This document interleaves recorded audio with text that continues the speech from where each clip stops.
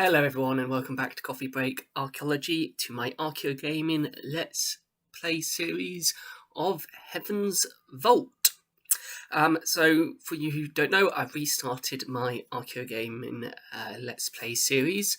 For people who have been a follower of my blog and YouTube channel for a while now will know I started sort of looking back at video games as an archaeologist back in sort of late 2018, around Christmas time, and I started sort of doing Let's Play series back sort of last year, looking at the Carbon 14 dating sim and Dawn of Man, which is a sort of Paleolithic civilization-based strategy game. I do plan to continue with those, but due to technical difficulties, I have lost my progress with both of those games.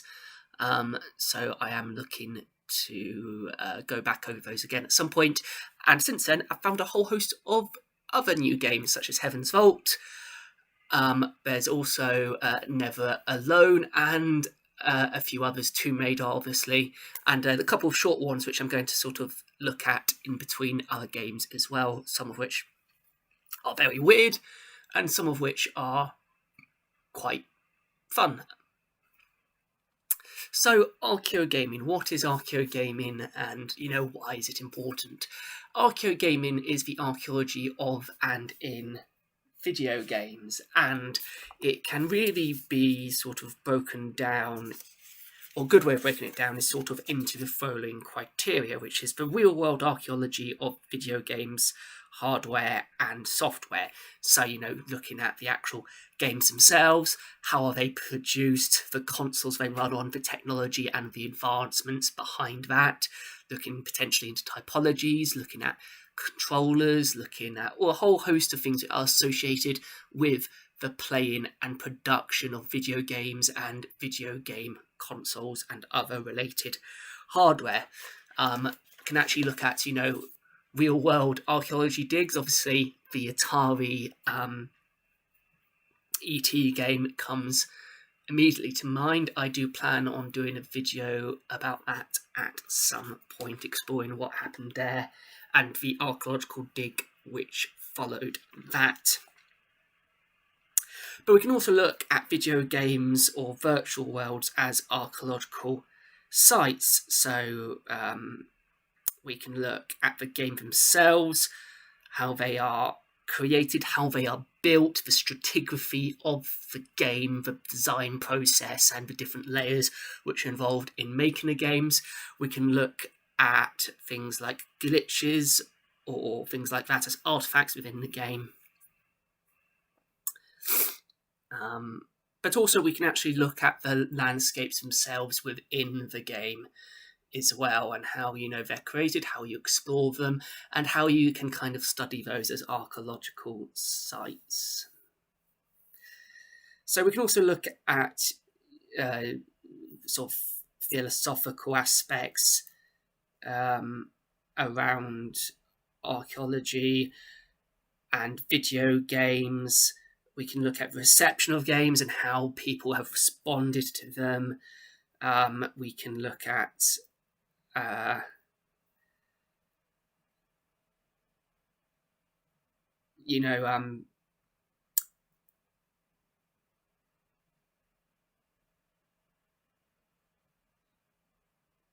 in-game where it's relevant, games which have sort of in-game depictions and reenactments of real historical events.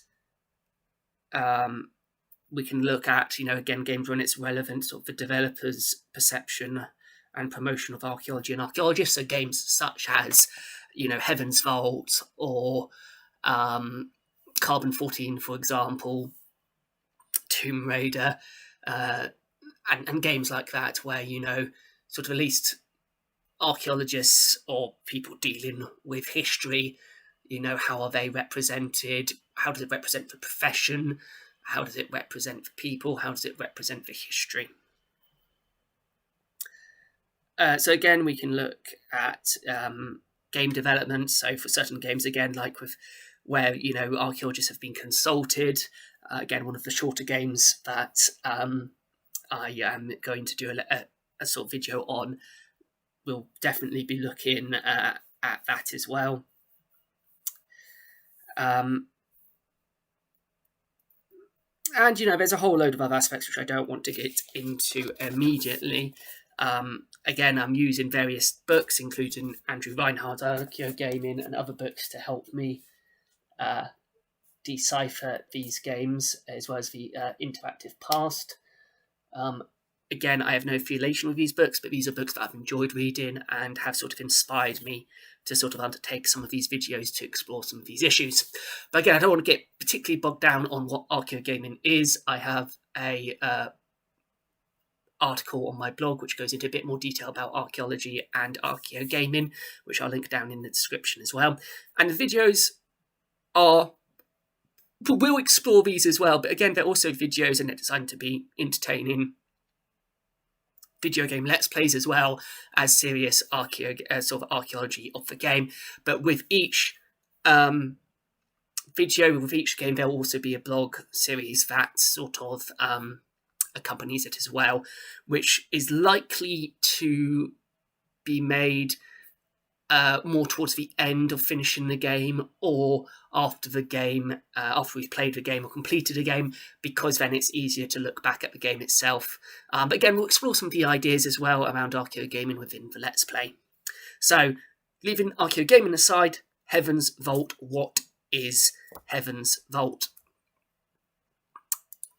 Let me just bring up the description, because they do a much better job at describing it than I ever could.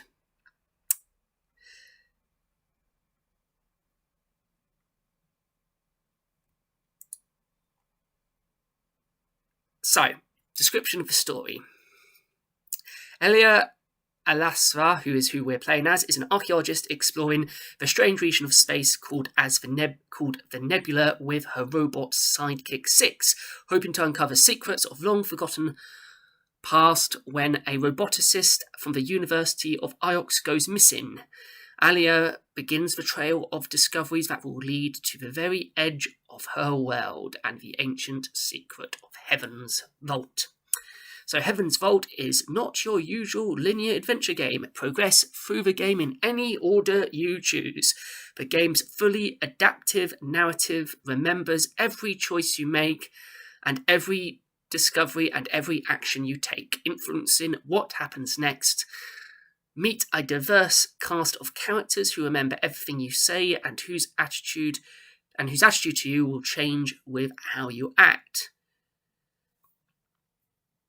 Some are friendly, some are cautious, and some are out to trick you. Who will you trust? What will you find, and what will you learn? What will you risk, and what will you lose? So there is a quick description of the game based from its Steam page. A big part of the sort of game mechanics around this that they talk about is about the translation of ancient hieroglyphs that we started to look at in the last episode, but we haven't quite got the hang of, I don't think, yet, but they don't really give you much to work with either. So there we go, there is the game. So in the last episode, we really just started to stick into the story. Aliya and Six have just made their way in the start of the pursuit of robotist Janaki Remba, who you were asked to investigate his disappearance, and was last seen on the farming moon of Merci. It seems that he has left something behind to be found. In the last episode, we were told that it was being held by the goddess. So, let's continue with the story.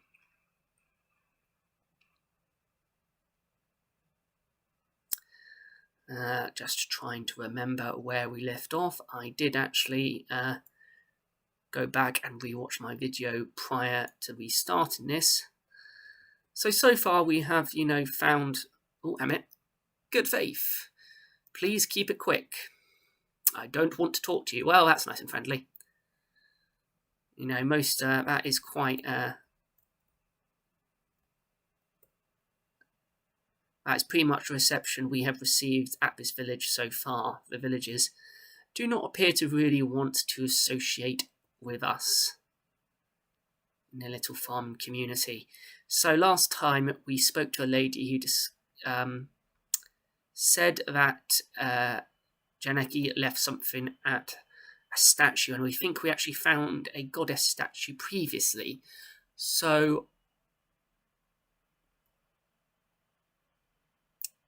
so we're missing out. That's one thing which I did criticise last time, is that sort of the text sort of randomly appears and can go quite quickly.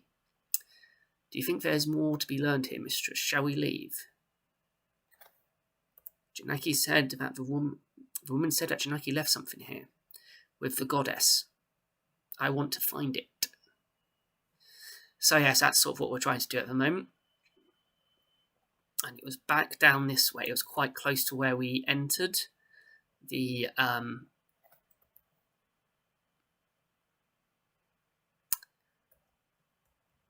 That's a good question. Why do they build them on stilts? It's good to explore. Yeah, it's unlikely to flood up here, but as Six said, it might be due to the mud or for somewhere for animals to shelter. I think that's potentially unlikely, as or to keep the animals out, essentially.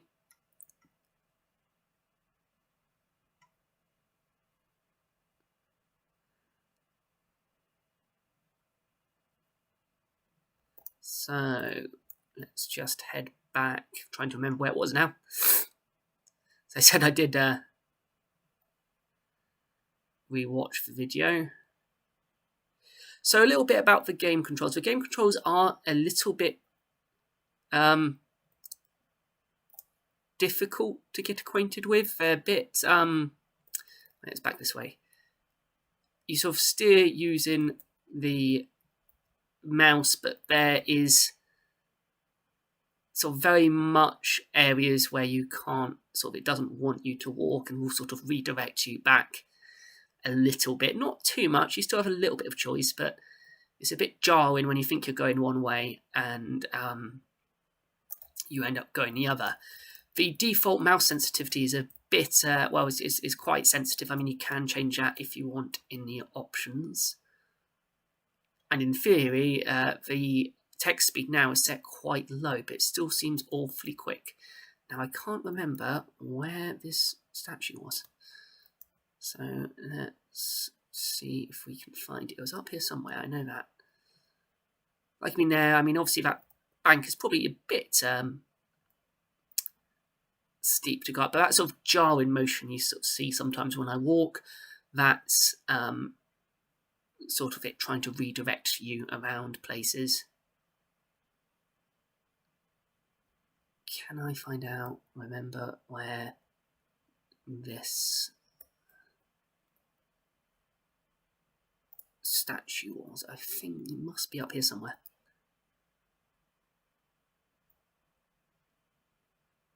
There must be someone here I can talk to. How many moons are there on the Iox Protectorate? At the last time there were settlement, it was 23. Settlement count. So where was this statue? Pretty sure it wasn't this far up. I'm not entirely sure where else it would be. Was it more? Last time I remember being able to see it from quite far off. But also the game sort of pointed you in that direction to go and investigate it. So it's a bit. So it does sort of hold your hand a little bit and trying to where you were.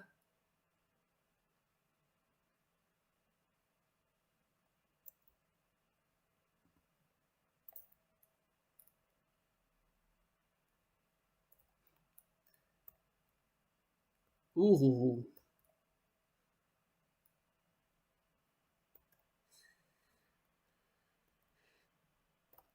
Those pigs definitely don't look terribly happy about something.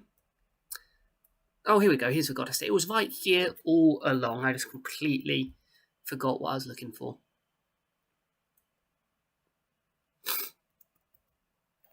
And with that, actually, I'm just going to quickly double check something. So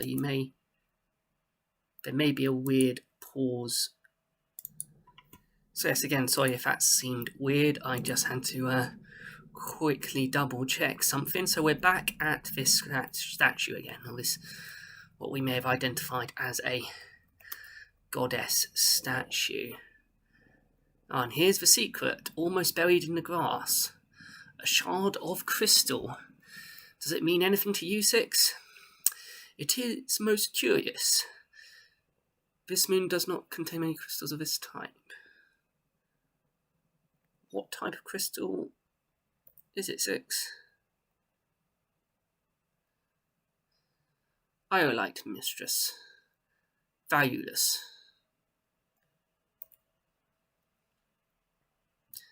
Eyes brooch, the stone inside it, is it the same as Venber's crystal? Undoubtedly.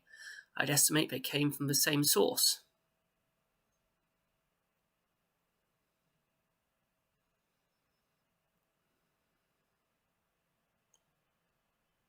So, that's interesting then. And can we find that source? With some analysis, mistress, yes, I believe we can. Time to go, mistress? Soon, not yet. Yes, I think I just want to investigate a little bit more. So, let's see if we can get back to looking at, bring up the hieroglyphics thing in by looking at these inscriptions. So,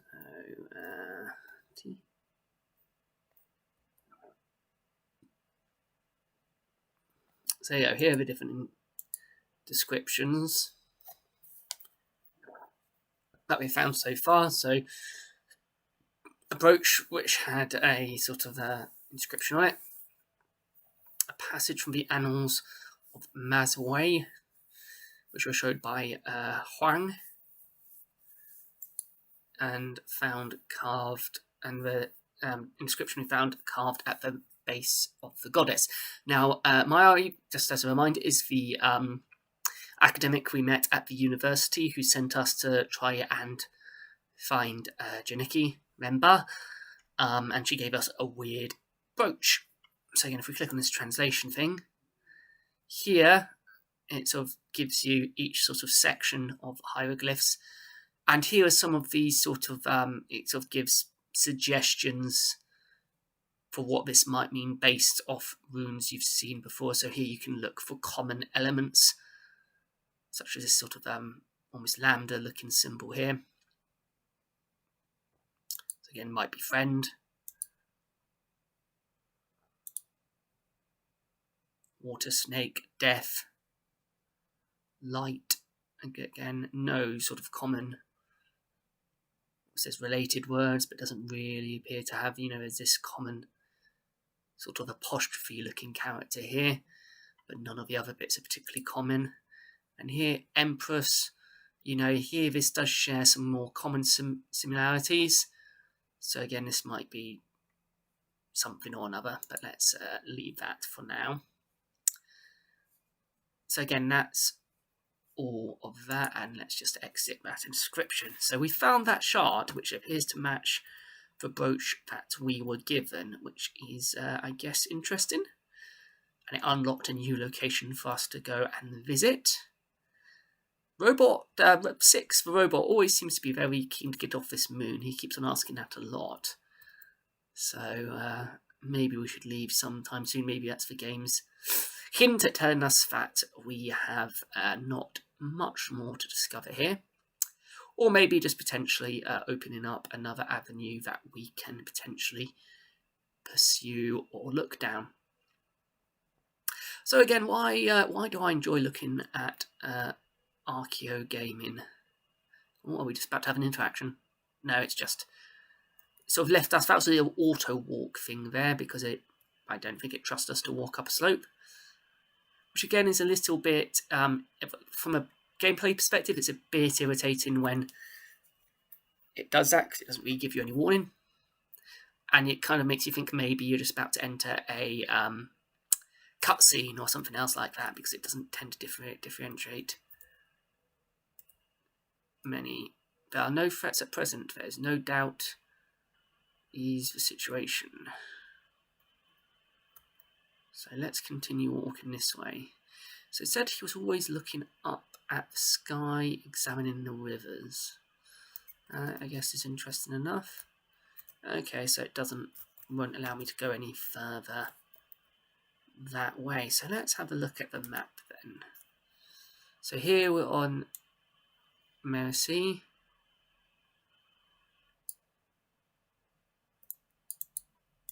So maybe he's leaving a trail of breadcrumbs. Maybe that's what this crystal is. So again, sorry, Archaeogaming. Before I get completely sidetracked. For me, Archaeogaming is an interesting thing, an interesting exercise, both at looking at how different people represent archaeology and archaeologists. You know, you've got the sort of two, I guess, stereotypes of archaeologists. You've got the Tomb Raider, Indiana Jones sort of stereotype of a sort of Tomb Raider and looter, and something that most archaeologists don't necessarily want to be too associated with, although I guess there's a more of an slight academic bent on the discoveries in Indiana Jones. And Lara Croft never really calls herself an archaeologist, really, more of an adventurer. And then there's the sort of, the other sort of stereotype, I guess, is the person sitting in the dirt with a tiny toothbrush, digging for hours and hours on end just to unearth a few scraps of pottery, a bit of bone, and some flint.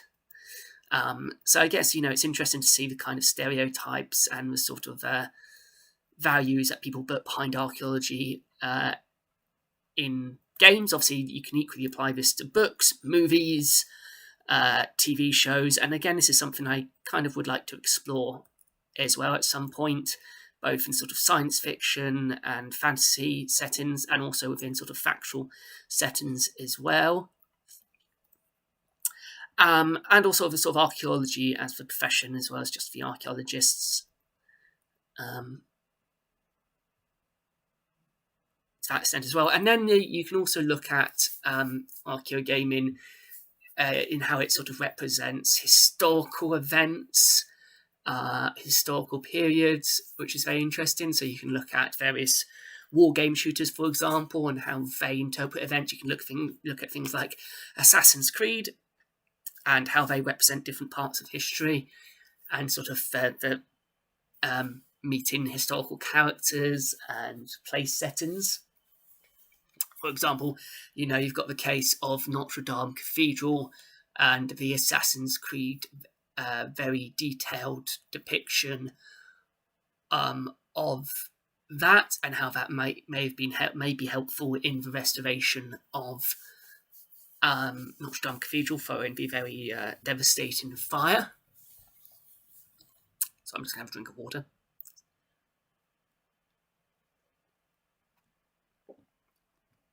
Oh, I got a lady walking into me.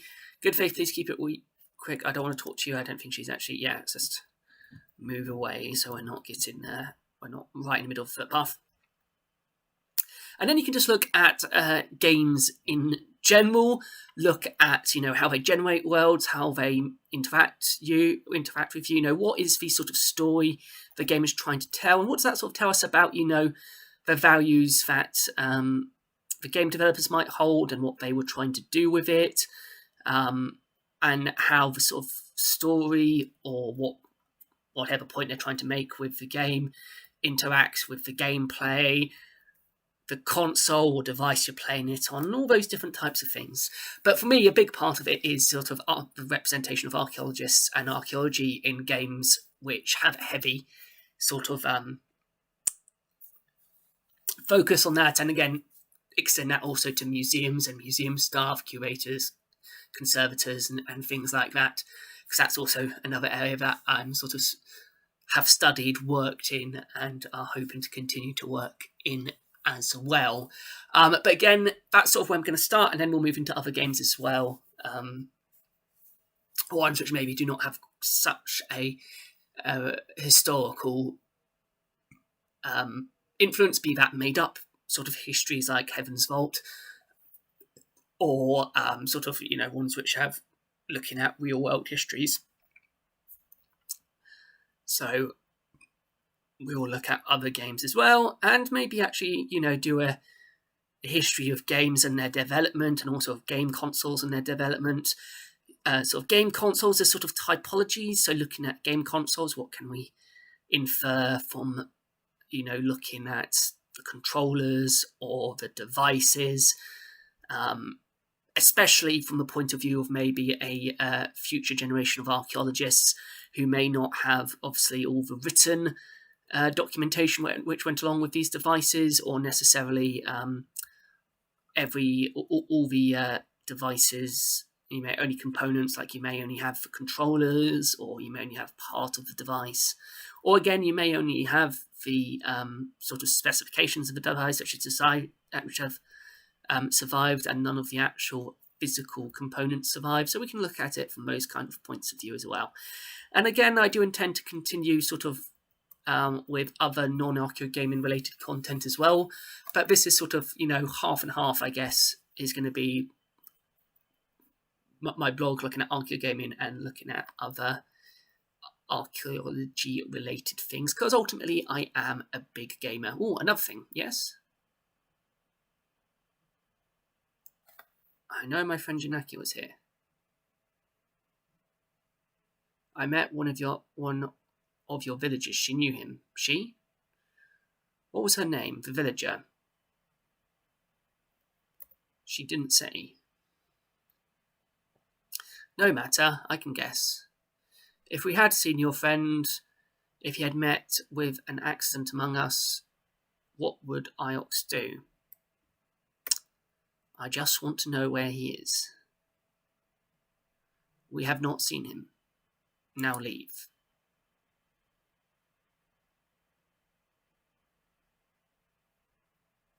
I don't understand why. I don't understand why you're lying to me. The man sighed. Your friend was here. He left in a ship. Then something exploded in the sky. I don't know if that was your friend. Good faith to you, lady. Please leave us be. Maybe I should have showed him the crystal and the brooch. Maybe I might have been able to get some more information from him. Does his ship burn? Can I still go and talk to him? Do I have that option? No. Okay. So, do I think there's much more that can be gained from talking to people? I haven't really explored, I don't think, this part of the village. Let's go down here and see if there's anything interesting down here. Come on, N6. Are we ready to go now, mistress? Still have more to do here for now, because I do want to do a bit of an explore. It does sort of talk about, you can take the story in any way you want, which I guess is a good thing, but it sort of does kind of railroad you a little bit with where you can go. But my favourite, well, looks, that place does look like a bit of a pigsty. Haha. Sorry. Bad jokes. Something under the leaves. Ooh, interesting. What's underneath here? This doesn't look like it belongs here. A model. From the Holy Empire, I think. This is the goddess statue, of course. Ooh, more inscriptions. It's a broken fragment from a longer phase. So, we sort of implied that maybe this bit is goddess.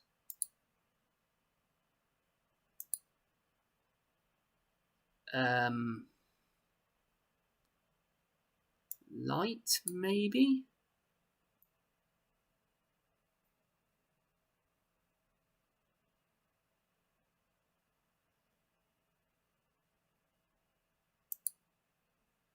Okay, so not light, but goddess. So we're quite good with goddess.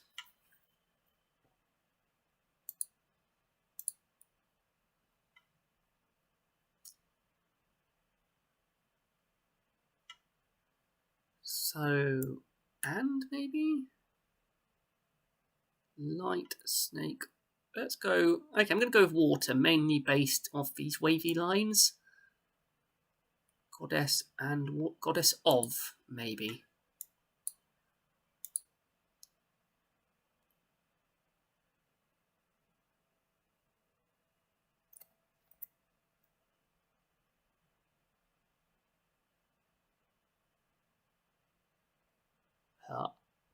Arms gently thought to suggest plenty. This comes from the same as a brooch, one that Maya gave us back on Iox.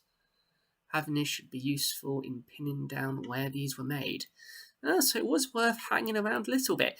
So again, that's sort of, with that you sort of get towards identifying common components, I guess, which eventually allows you to translate the hieroglyphs, which again I'd fair is a good way of doing it, and how very much how hieroglyphs were translated. Certainly with the common components between on looking at Rosetta Stone of Doric, Ancient Greek, and Egyptian hieroglyphs.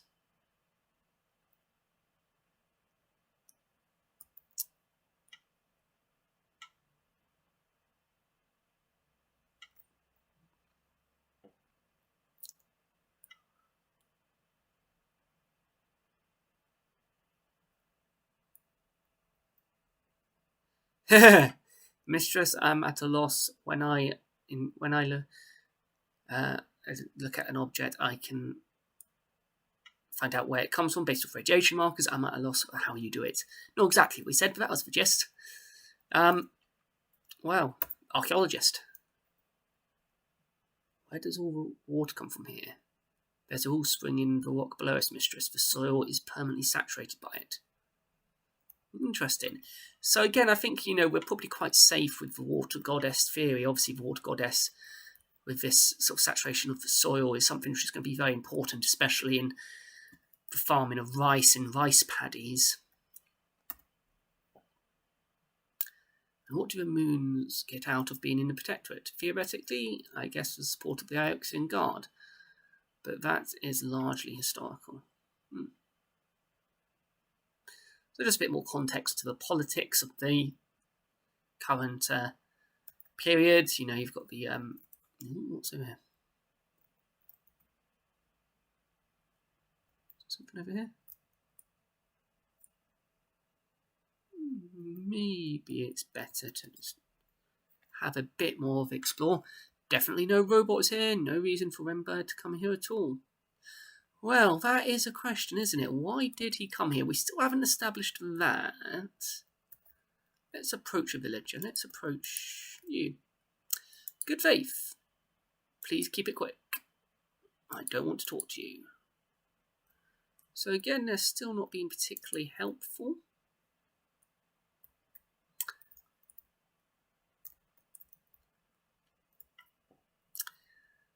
But I think we already knew this.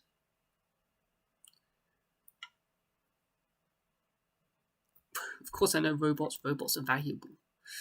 And what is that supposed to mean? 6? Are you saying that these people can't cope with valuable objects? So again, let's just have another look.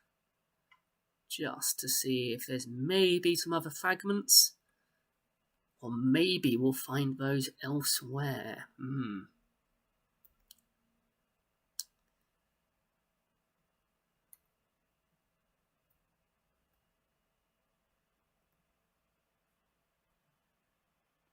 There's definitely, I know we can go this, but we didn't miss anything here, did we? I don't think we did.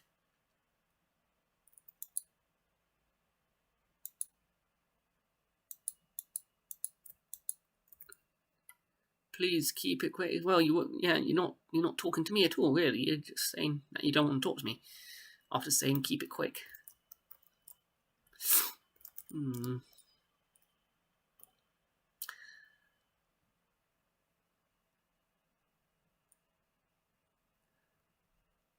So, I mean, in terms of the actual gameplay for this game, from I guess looking at, it's not a very complex game. You look around for the mouse and you walk with the W, A, S, and D keys. not very complex at all. But it does have some, sort of dialogue trees to find stuff out, and people remembering what you said are, I guess, slightly more complicated mechanics. Dialogue trees have been very popular in games for quite a while now. And the hieroglyphs, I guess, is a sort of deciphering, although, that as an idea has been around for quite a while. It's a bit more complex than just a sort of straight sort of puzzle scroller / platformer / whatever game, first-person shooters that also use that kind of mechanic. Adventure games, role-playing games. And again, I guess that's another archaeogaming thing, you're looking at, how games are categorized and the types of games. And, why do certain games exist? As a, in my free time, I quite like listening to Zero Punctuation by Larksy Croshaw, because again, actually, he does sort of, in my view, he kind of does appropriate a lot of his sort of way he looks at games from an archaeological point of view. He often looks at the history and the development of games. He looks at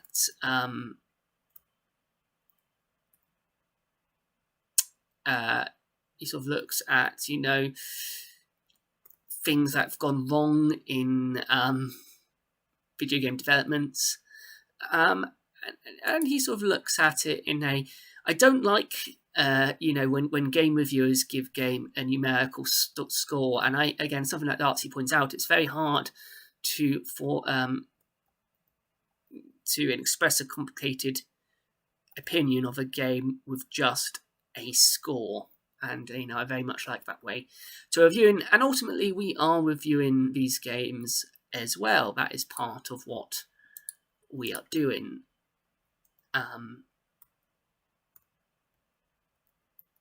Archaeogaming sort of inherently reviews the games by looking at, its story, what it tells us, the gameplay, how the game was made, the reception of the game, all those kinds of things I pointed out at the beginning of the video that Archaeogaming looks at is part of sort of game reviewing.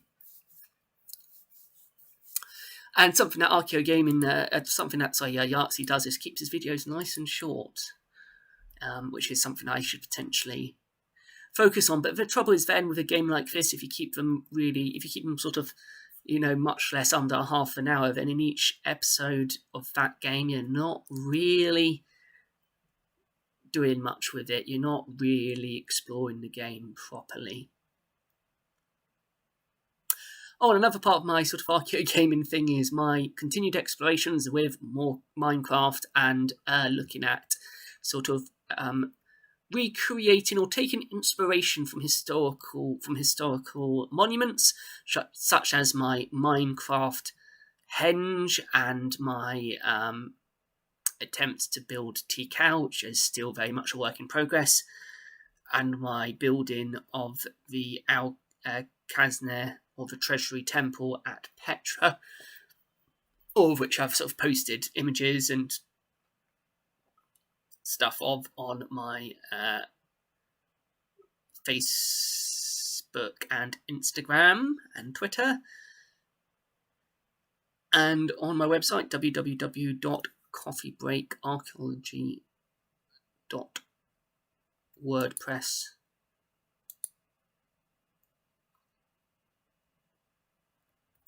Or whatever is. Honestly, I need to go back to owning my own domain at some point when I have the money to do so. So tell me, do you, in the comments, let me know about games that you're playing, and do you like, have you played games with archaeologists in, or that represent archaeology or history? Any that you particularly enjoy and that you think I should play? Let me know in the comments, and I will certainly have a look into those. Always looking to try new games, especially if they're about archaeology or history, especially ancient history. I know there's some interesting games coming up, sort of still not even in their pre-release phase on Steam yet, which is where I get most of my games. So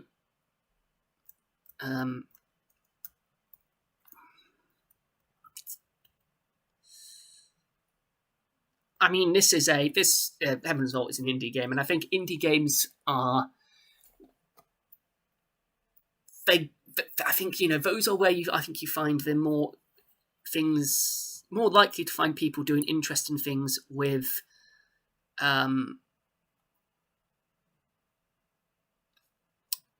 archaeology and history. I mean, this is an indie game, and this is, I think, an interesting concept. I'll be interested to see where this goes. A couple of the other games I've played are also indie developments initially.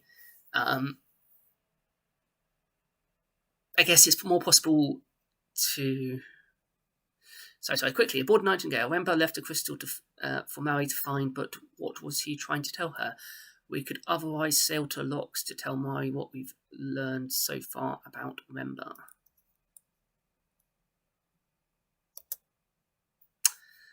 Or potentially go to where the crystals came from. I think indie developers, it's much more easy for them potentially to take risks with their games.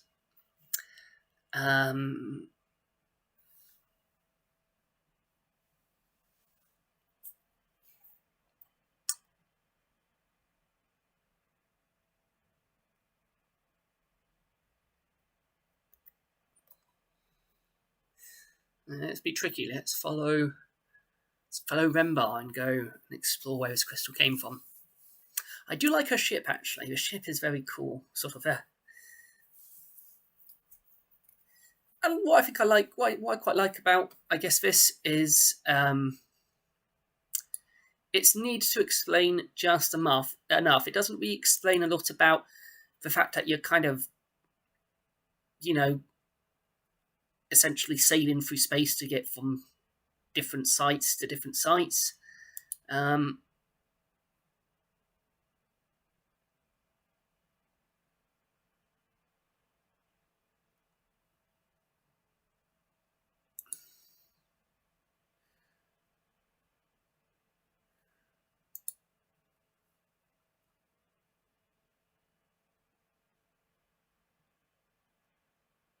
So, the Verdant Pass.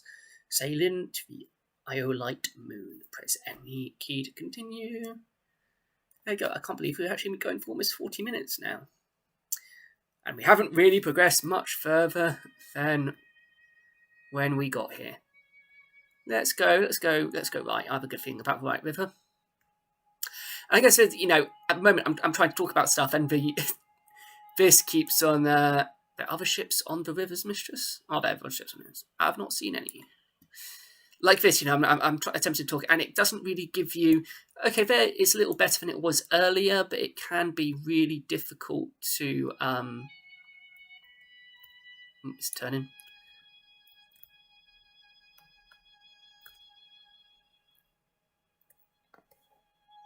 Take the backspace. Let's turn back. Right. I'm partly doing that as well, trying to read writing and trying to sail, and also trying to talk about the game and about indie development in the game. And it's quite difficult, really, to with the writing to focus on so many things. But I have to say, this is a visually impressive game, especially this bit, riding on these rivers. If we just take a moment, I think we can just about spare to look around. No! I didn't say to go that way. Stupid thing. Alright, this way.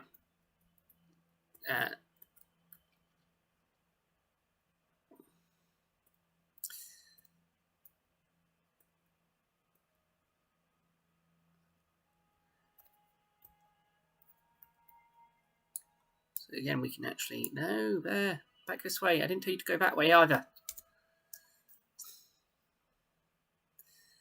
Unpredictable currents. There we go. This way. Definitely have to fight the currents. So this is quite an interesting mechanic. The sweeping landscapes, I guess, or landscapes out here keeps it... I said it's very visual. but it's not particularly the most interesting sort of travel mechanic. I mean, visually it's really pretty. And I've got to avoid these rocks now, so I guess that does add a little bit extra into the mix. It very much reminds me of my childhood's canoeing on white water, kayaking on white water. Let's go this way. We went right last time, let's go left. So I guess, you know, it does bring up fond memories. But, which way? There's no more arrows. Oh, so I apparently had to go that way, but there's no further arrows. So it's this way. There we go, there's the arrows, I can see it now.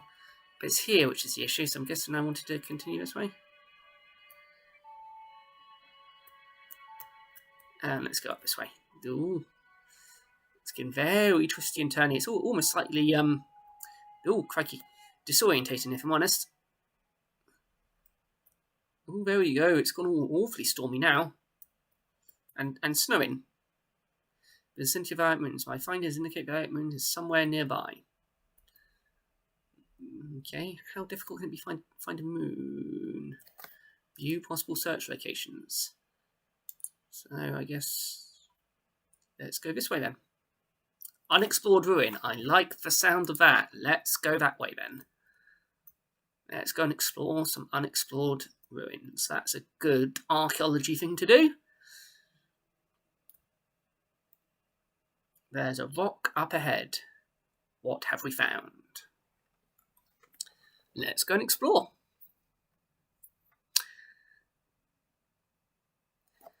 Above the crystal moon, why would anyone come to a lonely spot like this? If it was me, I like lonely spots, I don't know about you. Let's go and investigate. What have we found? We have arrived, mistress. The moon below us is rich in purple iolite crystals, but there is no surface flow. We cannot land the ship. No. So this is as close as we can get. As close as you can get, mistress. I should be able to hopper down, but there is no air. Hopper. The Nightingale is fitted with a hopper, of course, for instantaneous travel. Ooh, how does that work? There's a source. The source is the first subject, and it gets cast into the hopper's eye. The eye refracts the signal, it's focused, and is reconstituted. But how does it work? I have no idea whatsoever. Are you sure the iolite crystal came from here? Statistically certain, mistress. The moon is rich in deposits of iolite. Please wait here. What else can I do? So what he means is it's a teleporter. So, do I just... Let's have a look at Renber's crystal then. It's beautiful enough. I thought we might have got to play with the robot for a bit. Books. I like those books, although some of them don't look in the best condition or look like they're being particularly cared for. I mean, leaving a book... Look at that! A book's laid out, open, with other books falling on top of it. Call yourself an archaeologist. Honestly, take better care of your books. Sorry. Mistress. I found something, mistress. A tool chest?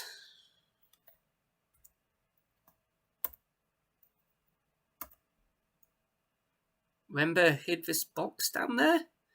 It was a superb hiding place, mistress, but whether it is Rember's doing or not, I could not say. Oh, let's have a look then. What's in the box? I hope it isn't a snake in here. Haha, funny archaeology joke, Indiana Jones reference. Well, although if you're Tommy Pickles, then it's lizards, and Tommy Pickles was definitely one of my inspirations growing up to be an archaeologist. Tommy Pickles from the Rugrats, that is. Thick fabric. Janicki, what is this? I don't even know it's Janicki's yet, do we? Some kind of robe? but it's hundreds of years old, then you should probably not be handling it with your bare hands. Although actually clean hands for handling fabric are probably okay. If not, then you'll want vinyl or similar like gloves.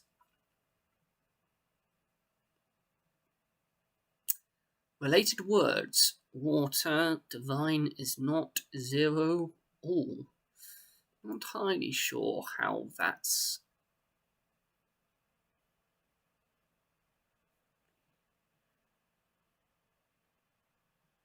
Divine? I don't really see how that could be divine.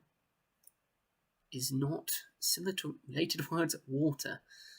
Can't see many related similarities between these particular two words, but it's telling us it's related.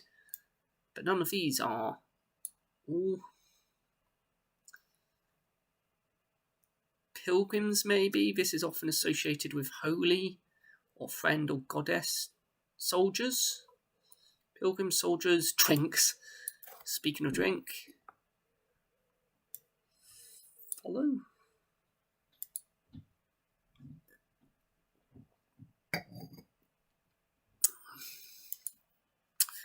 Not really sure about that translation.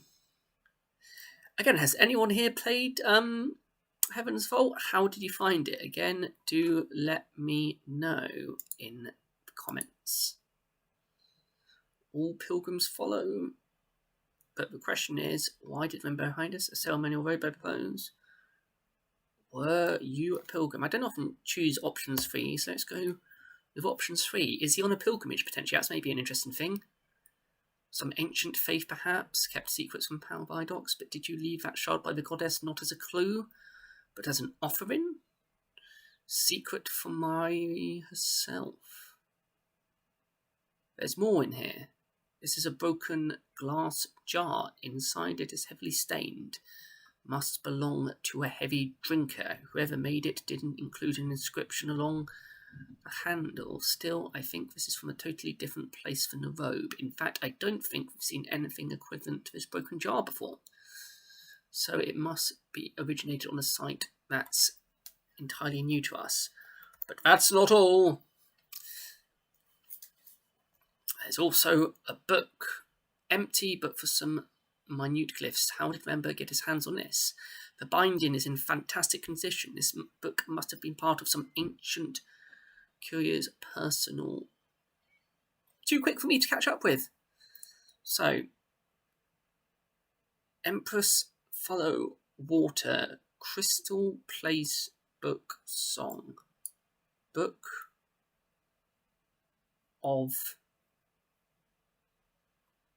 Well, we had that as pilgrims, so that can't be pilgrims, I don't think.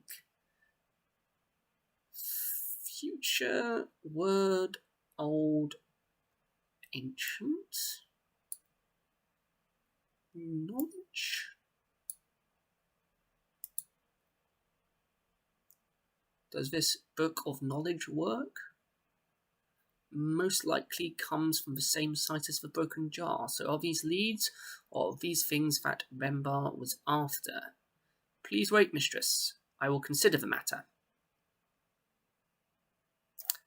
So, Rembar's hoarding artifacts? Somewhere no one would find them.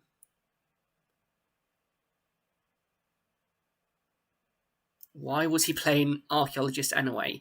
Yes, he's not an archaeologist, he's a roboticist. So what was he doing? That's a very good question. Everyone knows I'm the only archaeologist on Iox, and I'm hardly respected for it. If you were respected, would you not be assigned a robot if you were not respected? Can you work out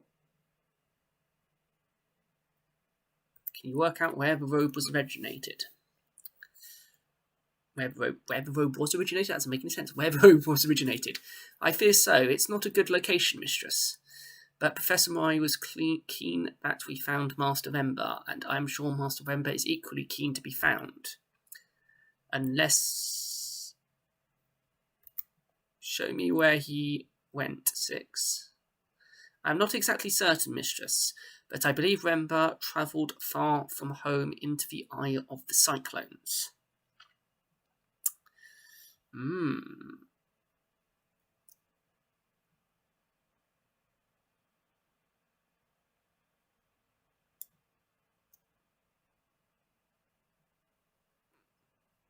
Hmm. Interesting. I do like the timelines. It does allow you to review what you've done up until that point. So that is, I guess, good, even if you do miss some of the text.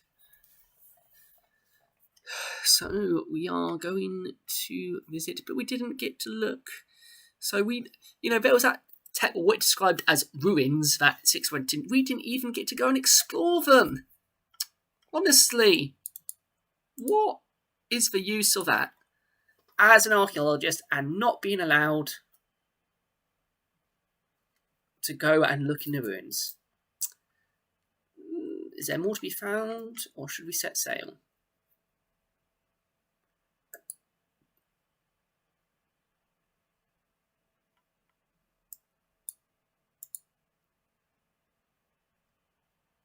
Elbereth. Now, I think of that and I think of Lord of the Rings. Elbereth. Elbereth Gilfornia.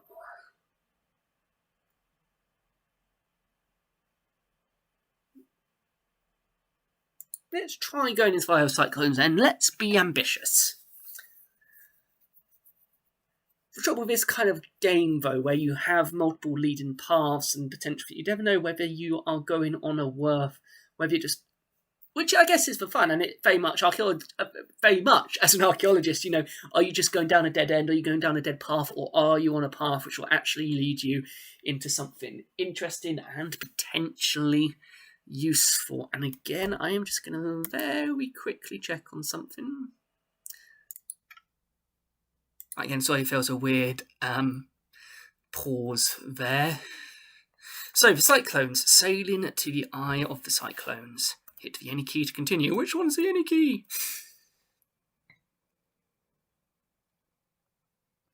I don't see any. I see Esk Katal. Sorry, it's the Simpsons reference. So hopefully you can at least hear the music a bit this time. Oh, this is very, very rapid. Crikey. Which way am I supposed to be going this time? Oh, we're going this way. Apparently, we're in one piece. Oh, Void Rock. We appear to be in one piece. Well, that's good.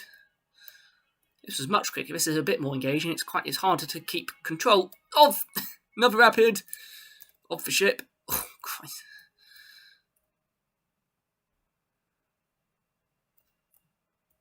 Check it when we next land. It's slightly slower now, but lots of jagged rocks. Oh, Christ. Please disregard the next turning, mistress. So we want to go this way. I think the site of Ember's cache may have been a quarry. Interesting. We're not through it yet. Oh, crikey. Okay.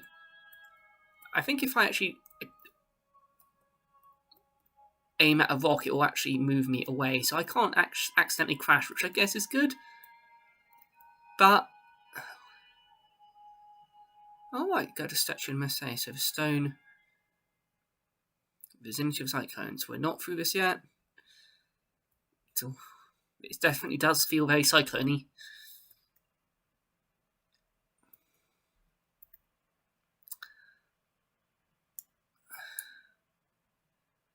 We seem to have emerged close to the Eye of Cyclones, mistress.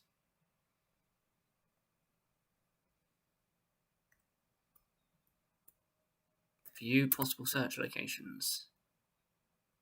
Okay. Another unexplored ruin. Are you going to let me go in this one? Or are you not? Okay, so this is very...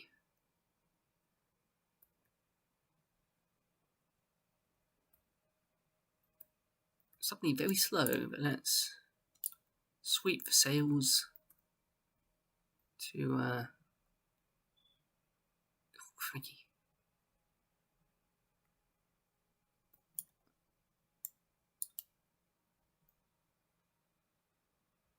We're not really moving. Why aren't we moving? got caught up in a stopper or an eddy. Oh, God. There we go. Let's get moving again. Here we go. It would seem that we've been not down these paths before. Mistress. I see it. There's something up ahead. A moon? There's air, but it's upriver. We'll need to leave the ship here and hopper down. Please do not be alarmed. It's quite safe.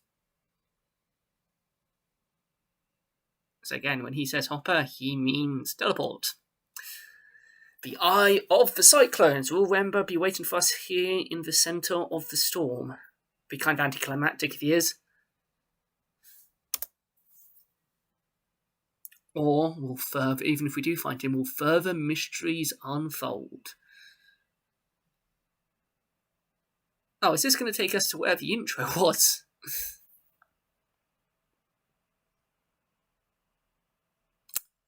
Because the intro to the game was set a few bit ahead.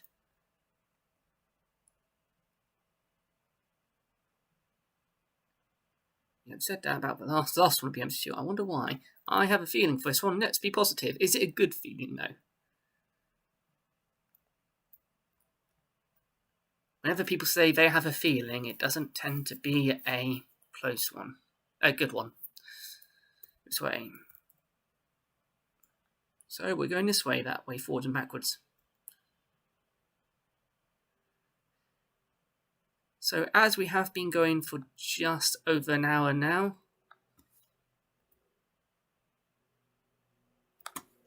why can't I see where I'm going?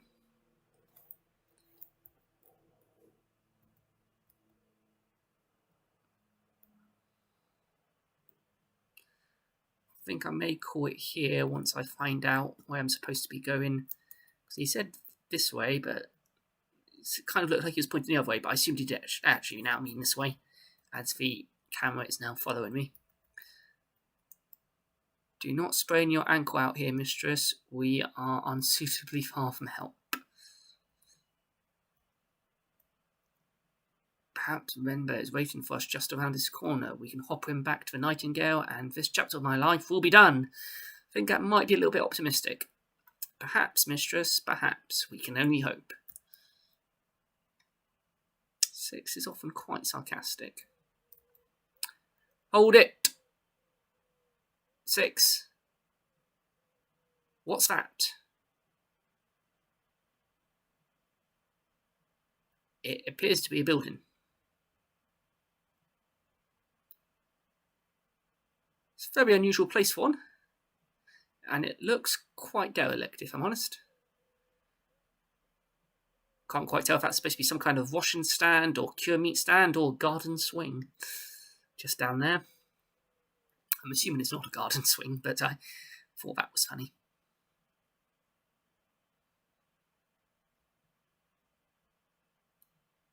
Buildings do not occur naturally, mistress. Well, no duh. Thanks, 6. Blocked with rubble and ruin, this whole place must be slowly peeling away from the cliff. Well, you don't say. Well, it's at this point I actually paused the video because I noticed I was having a technical difficulty. I thought I fixed it, and when I came back, I actually lost the original sound for the rest of this video. It was not recorded for some weird reason. So I thought I'll do a voice-over bit for it just to explain vaguely what's going on. So at this point we're deciding to jump over the wall despite 6's insistence that the floor will fall through. But it seemed quite sturdy. I hope you are still able to get an idea of what's going on as well from the words that appear on the screen. So we decide to go and have a bit of a nose about in the ruins. After sort of having a look around, we notice there's actually another shelter over there that we'll build in that will end up later. So we decide to go and have a quick nose around. So we start off by having a look in this upstairs. We've got a few doors here to look through. And we sort of have a general nosy about. There's some stairs. There's no way through that way, but what about through this door? And in this door we find quite a dilapidated, what looks like a bedroom. We find a bed and an interesting inscription. And all about, so it's not for comfort, whoever lived there. The bed's quite simple. So we find a very, very long inscription that I wasn't really able to translate. I feel that, maybe we should have gone somewhere else first to maybe find some more hieroglyphs to translate, but we have a go with working with a few things. You can see what I'm sort of working with on the screen. I can't quite remember what I was commenting here, but I think it was more along the lines of I just really don't know what I was doing, basically. But again, I think I also said at this point, if you have any ideas for what the inscriptions might be, then also please do comment in the description below. So we spent some time sort of working through this inscription, trying to figure out what it actually said.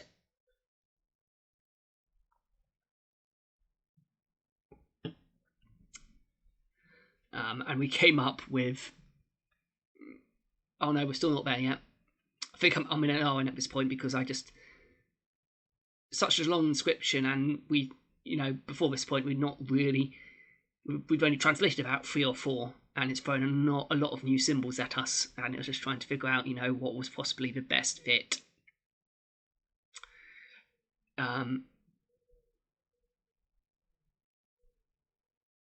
And it seems to sort of be a sort of a run-on sentence or potentially phrase, quite long to be sort of scratched on a small bit of wall. I know, and I note in a minute, and the game notes in a minute, that it's actually scratched from a lying down position as well. So that must have been quite a lengthy scrawl. I probably spent far too much time just trying to work on this one inscription, because again, and something I start to realise a bit more, because we find a lot of inscriptions in this building actually, that the game does actually tell you when you've sort of correctly translated a word by saying either you or 6 saying that I think I can count that as I can accept that that's what it means now. So we're starting to get to grips with the mechanics of the word as well, which is good. So yeah, just trying a few things out at the moment. I honestly can't remember what I was saying at this point. Doing the voiceover is very different because I'm not actually playing the game, so I'm not sort of interacting with it in the same way. I'm sort of viewing it just like you are now, in fact, hopefully. I spent quite a long time here, but actually this was only about a third of the video, but this video was much longer than I'd intended it to be.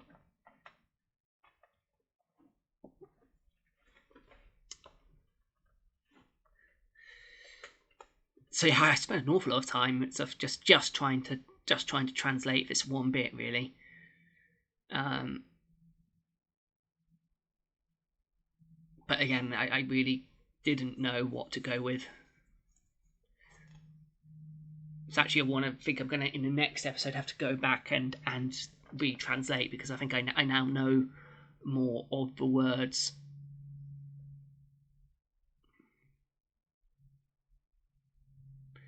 It's almost getting there now towards the end of my attempt to translate this particular phrase.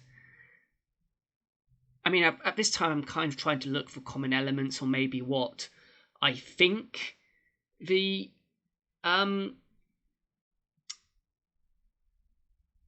shapes might be trying to represent here.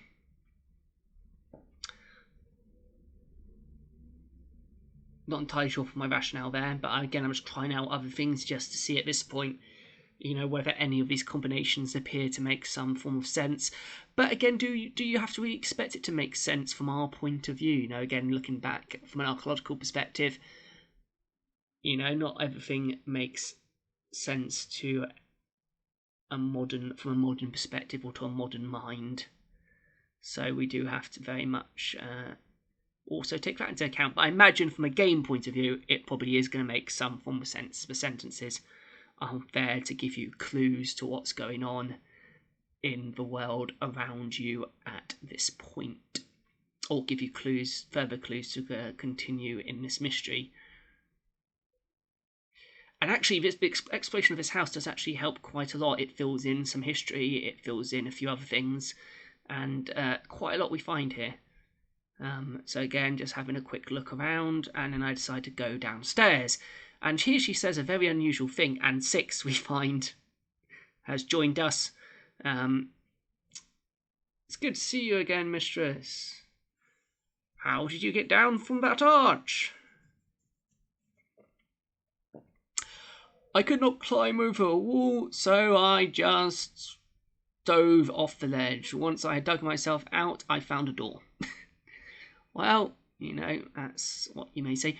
And then she says something quite peculiar. I was quite interested in this bookcase, and the fact that I couldn't look at the books. I was quite annoyed by that. And then we find a box. Look at this place. It's like a museum. She says something here.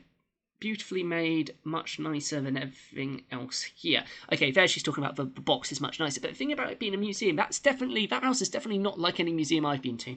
Don't know about you. So there's something inscribed on the lid. So again, we have another go at inscribing what's on there. And here they kind of change the actual way of translation. So rather than dragging words now, it now becomes a sort of symbol matching exercise for this. Oh no, here it doesn't, sorry, that's later, that's in a moment. So here again I go through translating here. And here I think treasure and great danger, that's quite a good translation from a point of view of a tomb raider potentially, or an archaeologist. You know, treasures come with great danger. Either danger to the objects, danger to yourself, or danger into what they may tell you. So here we, talk about, potentially telling Mary about what we've found. And then we consider, what do we do with it? I try and get 6 to open it, and here I talk about, in fact, it might be booby-trapped, or like with the previous box, worries about maybe a snake being inside. Again, that slight Indiana Jones joke. But he can't open the lid because he doesn't really have fingers, or so he says, which he feels quite sad about. So then I try, and I can't get it open either. So then we jump straight to vandalism, basically, and we decide to ask 6 to go and fetch a crowbar from the ship, which gives us a little bit more time to explore around the ship. Around the ruin. So we have a bit of a look. And we notice something interesting over by the old fireplace. We find another cot. And, maybe that someone had to move from above to below because they could no longer make the staircase, either because they were too ill or too old or suffered an injury. And then we find another inscription. Water, goddess, something, something.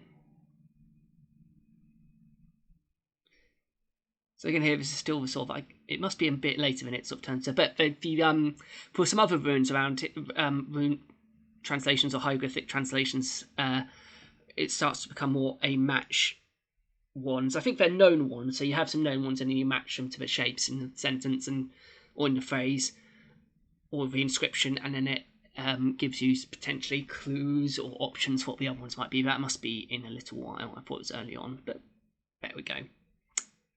Talk about it when it comes up anyway. So yeah, I kind of really just guessed with that translation. And here we find a fire poker. Might make a good lever. And at this point, 6 comes back in a very weird sort of shape, having thrown himself off the cliff again, off the ledge. Did you find... Oh, sorry, that was fast, I go with. That was fast. Hoppers are extremely fast, mistress, as am I. I did take a moment to inform Professor Mary where we were. She was very interested to hear of Rembar's discovery of this place. Do you tell her what else we found? It was only a brief communication, so he's not denying it. And at this point, I think I talk about maybe not entirely trusting Mary, or maybe, Is she involved in something more? She's obviously not Turner something, I think. So he opens the box with a crowbar and we come and have a look. Let's see.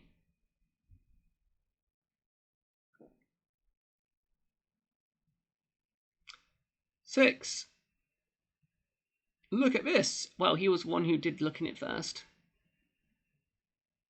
And there's this really long dramatic pause for no good reason, because it's not that dramatic really.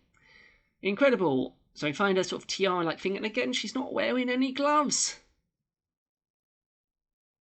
So again, we talk about, it looks like it has symbols from the Empire on it, and we hypothesize that it might be the sort of crown of Iox. What is it doing out here? Did Janicki bring it here to hide it? I think is what we eventually go for. Yep. And then 6 points out, that the box has not been opened in about 500 years. But in fact, he must have known about it. Otherwise, why did he come here? And at this point, we still have no exact proof he definitely came here. Oh, and here's another really, really long translation to make.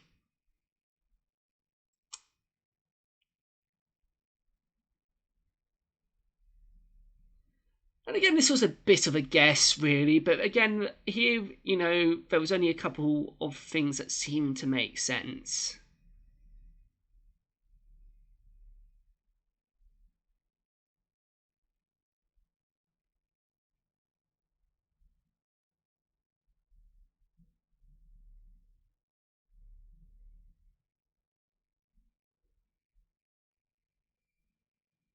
So here I think I decide to change bits of it.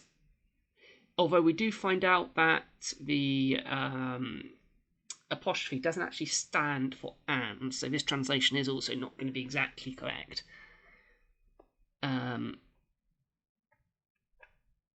I think we still go with it for this one.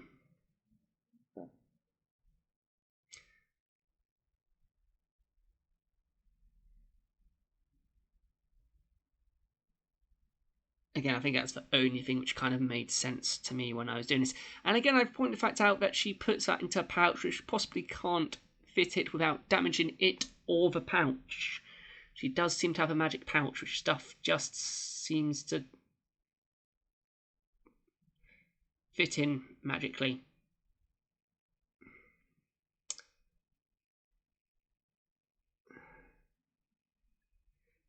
So we have a little bit of investigation to see what's going on if any of these crates open. And then we come into what looks like a very interesting room. There looks like sort of coffee brick there and some pots and pans. And they all seem to be not heavily covered in dust. And that the light's actually still to be on in this building, which I'm assuming we didn't turn on when we got here.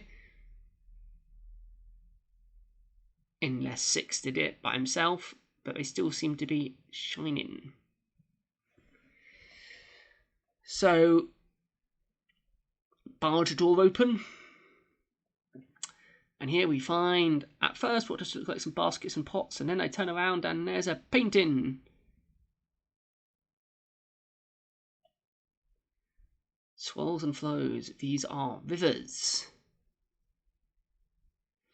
The detail. Who lived here? Who? Those look like the ghost waves, but no ghost wake. But no one goes to the ghost wake. I just realised that my camera here is obscuring some of the text, so I do apologise about that.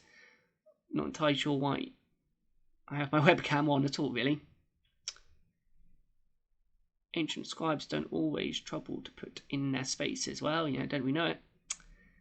So in here, I don't think I quite figured out, this is a point where I think I didn't quite figure out that I could potentially drag these, but none of them really appeared to fit anyway.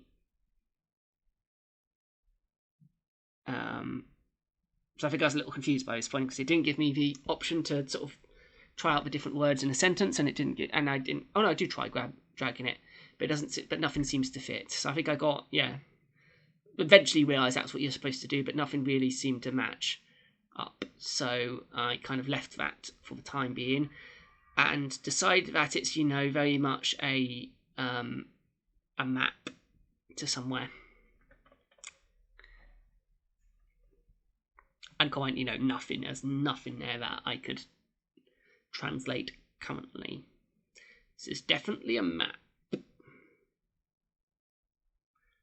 But not of this place, to somewhere else. So then we continue our search around the little dwelling. As again, we spend a lot of time here actually. We're only about halfway through our time here. We do explore outside as well, and there's quite a few interesting things that we do find here. A door that I could squeeze through, which I don't choose yet because I choose to go back through here and into a different room out the back here.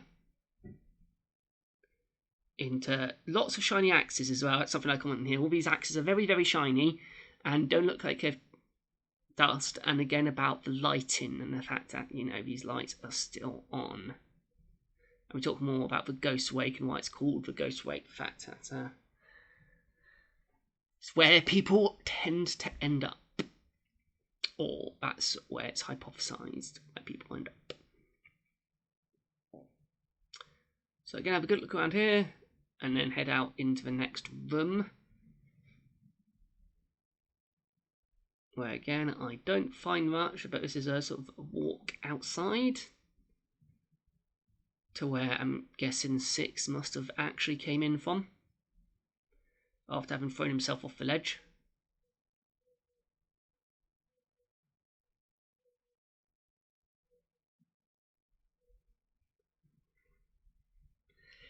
And again, Six started to be very insistent that he doesn't want to be here anymore. So we have a quick look that way, but decide actually we want to go back into the house. We noticed an inscription, but the auto walk function took me right back into the house where I didn't want to. I wanted to get close enough to have a look at the inscription above the door. And this is why I sort of get to grips with the sort of dragging the inscriptions into place to try and make up the word, because it does give us this point to work with.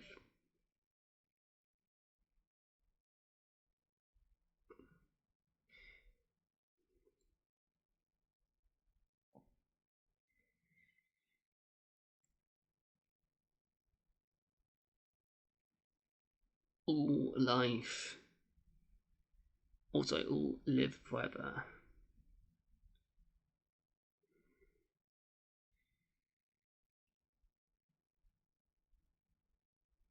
A blessing to keep the house safe, perhaps.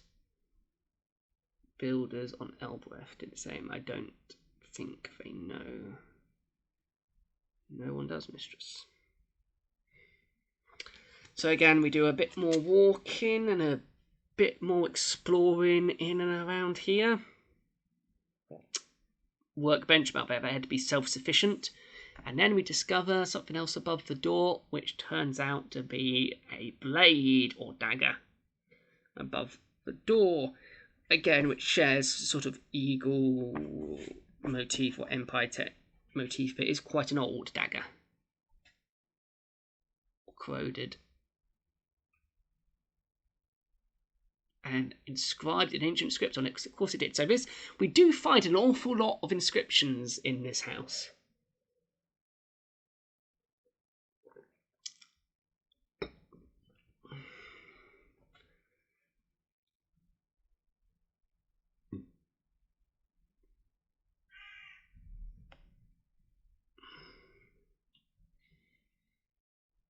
And again, here we find out a bit more about what we have correctly guessed so far.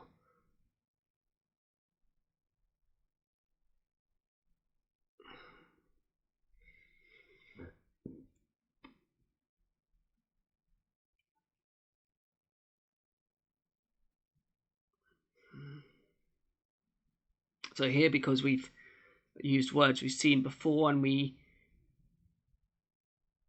do believe that all is correct,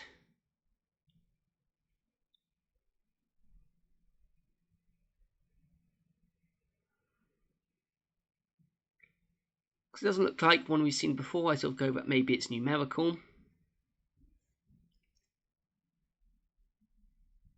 And so I'll go for 4 here, as this is Empire for All, or One Empire for All seems to make the most sense.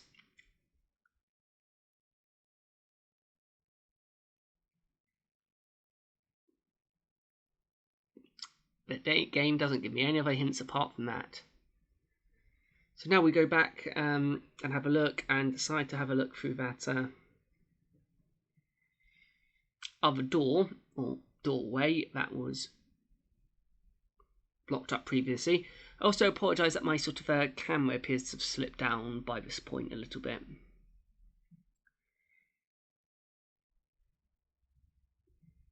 I'm sort of leaning to one side, so I'm not quite so centred in the frame. So again, apologies for that.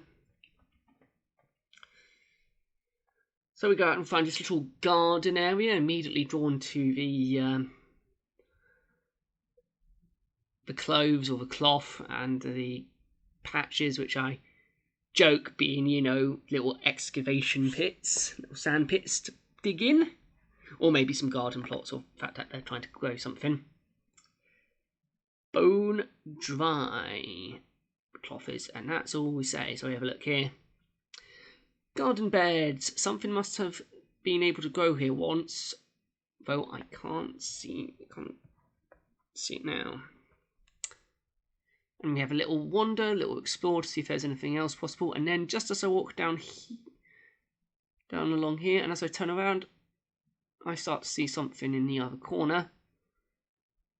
But just having a quick investigation here, and as I walk down here, definitely something over there. So let's go and have a look.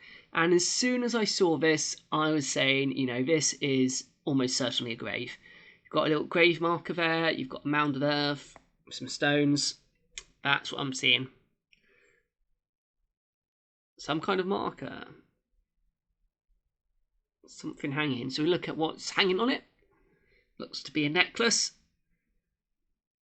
with some beads or something around it, which may be ceramic, but I'm not sure. And then we have a look at the quote-unquote ancient wood. That seems very old indeed, and that it has an inscription on it. So again, we have a look at the words.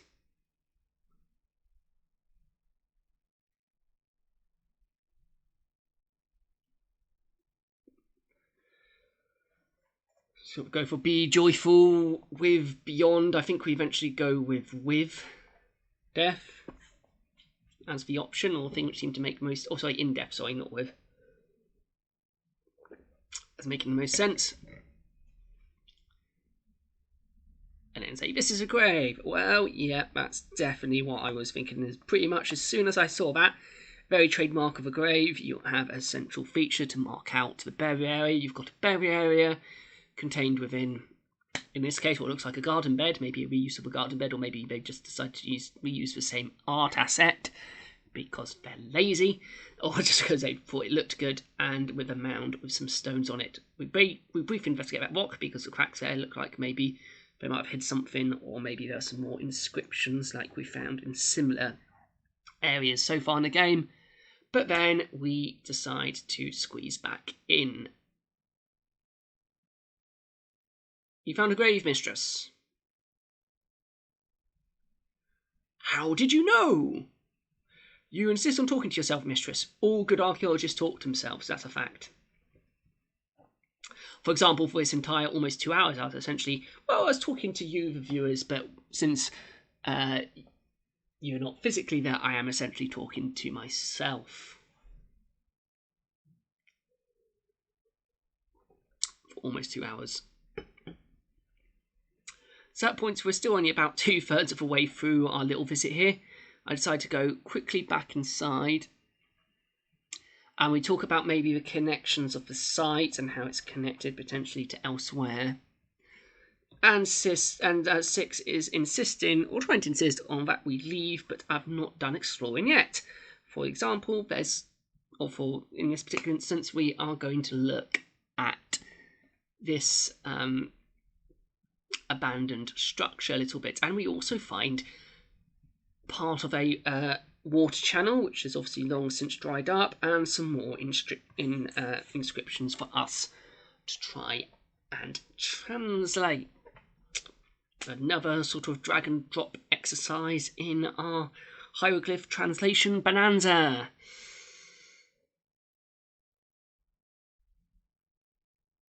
So again, there's some here that we become, I think, more certain of.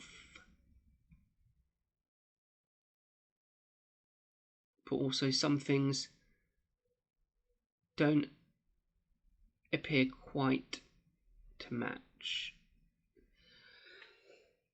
So here we become almost certain of water, but not of and.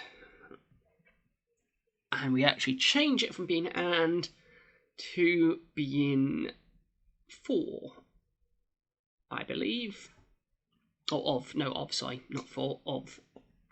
Water of life. We eventually translate this as, does water of life work? That's generally the game's way of saying that's not necessarily what we mean, but sometimes it does appear to be that's what I mean, and you just. So down here, I thought I saw something else sort of shine up around here, and then I try and figure out if there's a way to get across along this way, but there doesn't appear to be. So then we head back, try and go down there, which again is a no-show. So we then try going around the other end. Well, we do actually find a way of getting across the little water channel or ravine. And we approach the little hut. And we get a bit sidetracked. Oh no, we're still trying to figure out whether we can get down there yet. Spent far too long trying to discover actually I can just walk across these rocks. But again, it's not immediately obvious these form a path. That is the sort of thing with this game. It's the areas that you can and can't walk aren't necessarily clearly defined. So we get a bit distracted by some smoke. Obviously reasonably recent or potentially recent, as it is still smoking. Turns out to be a ship.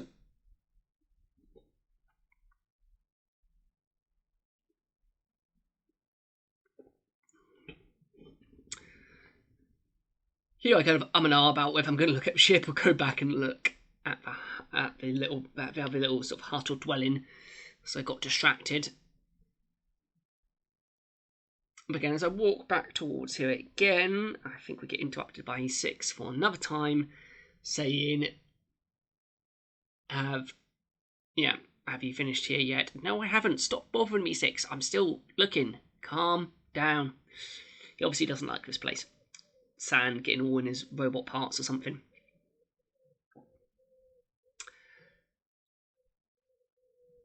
And also I'm commenting here also about it, the fact that, this has been going on for over an hour and a half by this point, and that I should really stop, but it's drawn me in. I was like, do I leave this exciting thing to next video? But no, I do decide to go ahead and explore.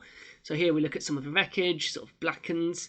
Presumably the ship was burning as it crashed, still burning. And we find bits of the hull.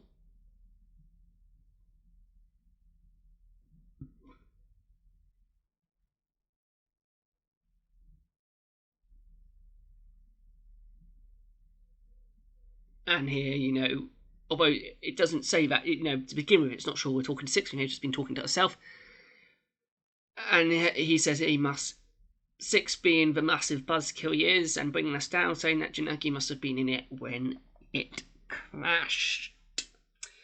Which, again, is probably a good hypothesis. And here we do see what's under here. It seems to feel something and say, we hope it's not an arm. It's like, yeah, that would be rather gross. But instead, we find a telescope.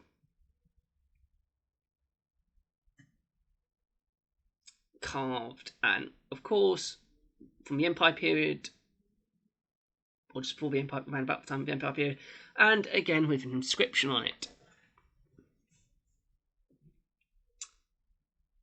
So again, we have a look at some of the characters. And we do the old drag and drop.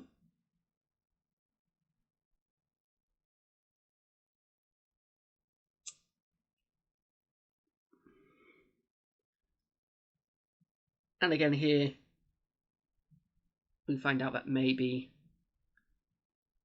that's not old, or is old potentially. Sorry. So we accept that in now, that's the symbol for in, so we've got that to work with. But old is still not correct.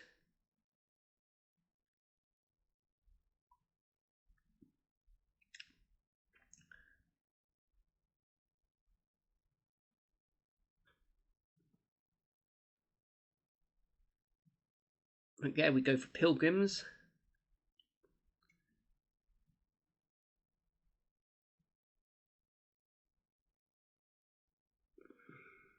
So go in heaven, God's pilgrims flourish. A device used for watching the winds and flows of the rivers, invaluable if you do not have a robot.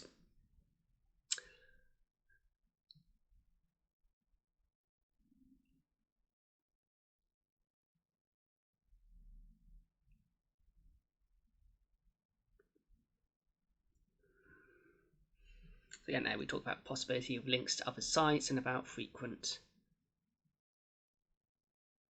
visiting frequently. We examine more of the record and think it must have burnt for days. Well, it still is burning. Still in the process of doing so. Let's come over here, investigate the channel a bit more.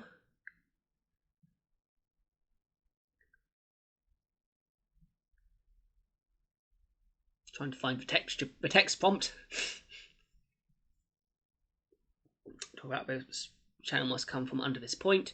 And 6 point out for where at that, the spring is dead now. And you're breathing the last of the air the moon has to offer. Janaki is not here, mistress, neither is anyone else. Are you ready to go yet, mistress? Very, very insistent. I'm starting to trust him less and less, really. He's very, very insistent about certain things and about wanting to leave.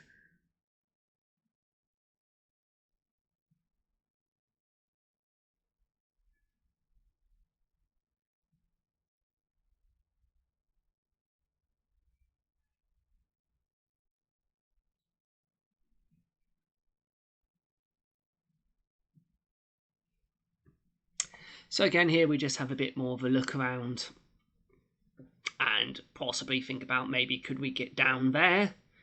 And kind of have a bit of explore about that, but that's something I decided I couldn't find immediately. So I would say that for the next episode to still explore that, but I still have a little bit of a try, see if there's a way down there, but then decide to head back to have a look at the second building we found and have a look at what is in there.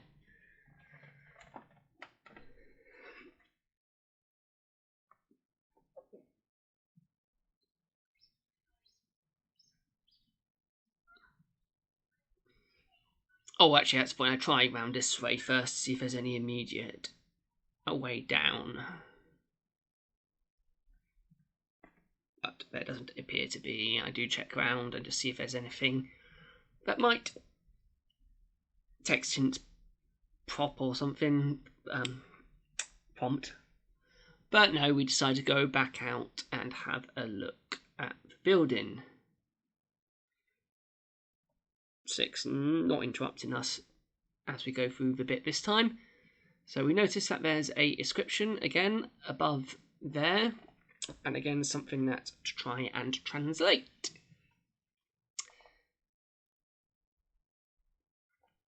So I think maybe Emperor's work, live. So we're certain of Emperors now, and we're sure of live as well. So we've managed to correctly translate, or we think we've definitely got 2 of those runes. And then we go for forever. That will do for now. Emperor's here. what were the emperors doing out here? Well, that's a good question. And then we investigate what appears to be a little shrine. We recognise that it's the same statue from Mese, the goddess of either water or harvest, or both.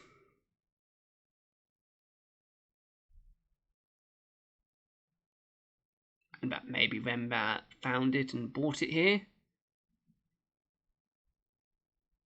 And here I say this must be worth something, and here I laugh about the fact, again, sort of typical archaeological stereotypes, and what it's saying about archaeologists that are all just a bunch of tomb mobbers. But we decided to go with, should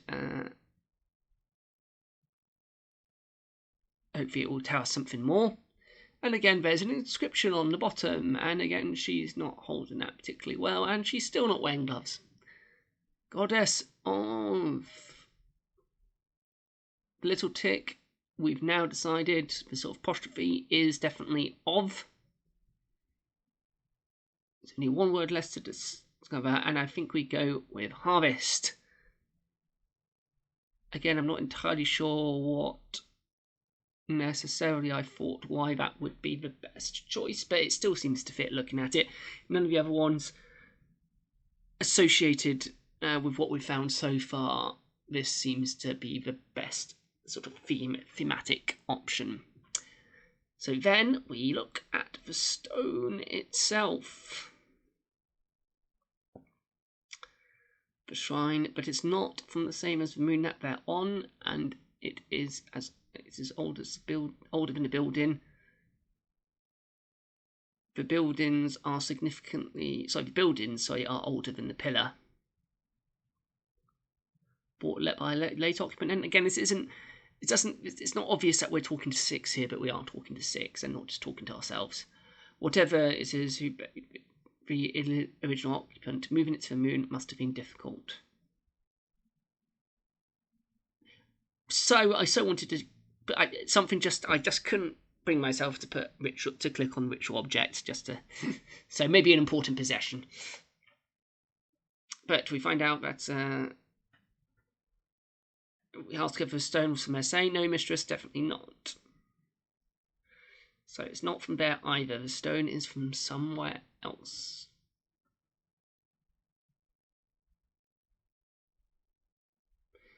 Question is, if Remember did bring... Oh, this is something else intriguing. I was wondering, what's in here? It appears to be a very dark hole. So here I wonder whether there's a torch maybe on the ship ruins, but I said that's going to have to wait for next time before we explore that as well. Even if it's a place to explore, maybe it's just a bit of a red herring, maybe. I don't know. So here I sort of talk about the fact that, how long we've been going on for now, and that I should really round this up. I start doing that, and then this comes up. I would estimate the buildings have been here for at least 700 years old. How do you know that? I have been observing the rate of weathering and so forth, extrapolating from the building. It's older than the Empire. So, on that note, I move slightly further away just in case I interact with anything else or something else pops up, and then hit the pause button. So, and again, I hope I'll more or less repeat what I said then here, that, that was episode 2. Sorry for slight technical difficulties, and that you had to put up with me doing a voiceover for almost a third of the video. But I hope you enjoyed episode 2, and I did a little bit of a rundown of what we found. So when we were on Mese, we found a shard of crystal and a couple of inscriptions which led us on the trail of Remember. We first encountered our first ruin, which I did not get to go in, which I was most displeased about. But 6 found a box with a jar, a book, and some cloth, which led us to go into the Cyclone's Eye moon, which was very treacherous, very fast-flowing, rapid to get through there, lots of jaggedy rocks and so forth. So we flew through that, and we ended up on the moon, and there we found the crown, the dagger, the necklace, the grave, the painting, the wall painting, and the shrine, the goddess statue, and potentially the crashed ship of Renbar, and maybe where he's gone. Is he still alive? That's a very good question. But no, that really brings us to the end of this episode. So I'd just like to thank you again for tuning in to this episode. And but I'm sorry, I'm going to try and keep the episodes in future a bit shorter, closer to 30 minutes to an hour. The last one was about 33 minutes. Just because I don't think you want to hear me waffle on for quite so long. But again, I'd like to thank you very much for tuning in to this episode. And until next time, take care.